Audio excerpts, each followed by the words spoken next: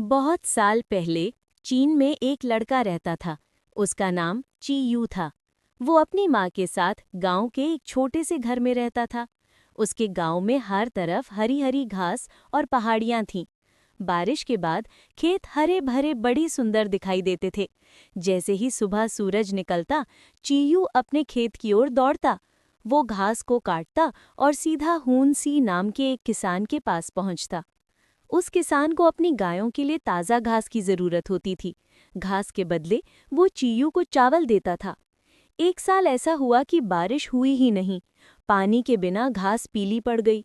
चीयू पूरे दिन हरी घास की तलाश में घूमता रहता, ताकि वो घास हूंसी को दे सके। कई दिन निकल गए। एक दिन उसने ऊंची पहाड़ियों के पीछे जाकर हरी घास ढूंढने का सोचा। पहाड़ी के पीछे उसे एक बड़े हिस्से में हरी घास दिखाई दी।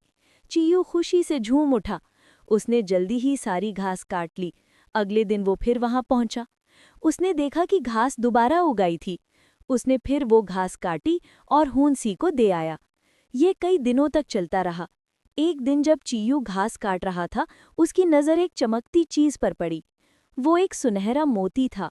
उसने मोती उठाया और घर जाकर चावल के जार में रख दिया। फिर एक चमत्कार हुआ। चावल का जार जब खाली हुआ तो वो फिर चावलों से भर गया। जब चीयू जार में से चावल निकालता, वो दोबारा भर जाता। चीयू को पता था कि ऐसा उस जादुई मोती के कारण हो रहा है। चीयू उस भरे हुए जार का चावल सभी गांव वालों के साथ बांट लेता था। गांव वाले भी उसके शुक्रगुजार थे। लेकिन किसान हुंसी खुश नहीं था। वो जादुई मोती अपने लिए भी चाहता था। उसने चीयू से कहा, मेरी सारी दौलत, घर, खेत सब ले लो, लेकिन मुझे वो मोती दे दो। चीयू बोला, नहीं, मैं वो मोती नहीं दे सकता। वो तो हम पूरे गांव वालों के हित के लिए है। एक रात मौका देखकर हुंसी चुपके से चीयू के घर मोती चुराने के लिए घुस आया। वो जार लेकर भागने ही वाला था कि भूल चीयू उठ गया। वो जार की ओर भागा, लेकिन हुंसी जार से मोती निकालकर निगल गया। बस यहीं उससे हो गई भूल। मोती हुंसी के पेट में जाकर जलने लगा।